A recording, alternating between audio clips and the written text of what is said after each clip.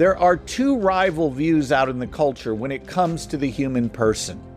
The first view is what we call the performance view.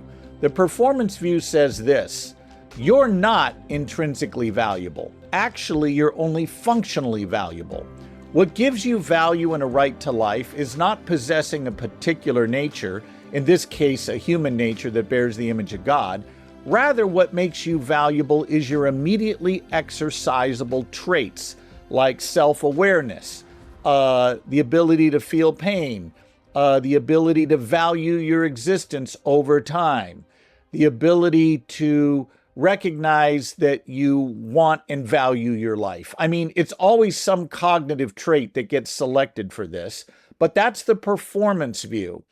Humans have value only insofar as they can immediately exercise certain traits. Now, the rival view to that, which I hold as a pro-lifer, is the endowment view of human value. The endowment view says this: what matters is not what traits you can immediately exercise. What matters is that you were endowed by your Creator, a transcendent source, with intrinsic value that is part of your nature, whether you ever immediately exercise certain traits or not. So, for example, a child that never learned, sadly, to speak, we would not say he's less of a human being or a person under the endowment view. We would simply say he's failed to flourish according to his nature, that by nature he ought to be able to speak, and it's a tragedy that he can't. And as a result, we're going to do everything we can in the medical field to try to restore that loss of flourishing. Where we wouldn't make that same worry, or we wouldn't make that same effort if we were dealing with a rock. A rock by nature does not speak. And by the way, we wouldn't make that same effort if we were talking about a pet dog either. A dog that can't read is not a tragedy. But a 16-year-old young woman who can't read is one, precisely because she's failing to flourish according to her nature.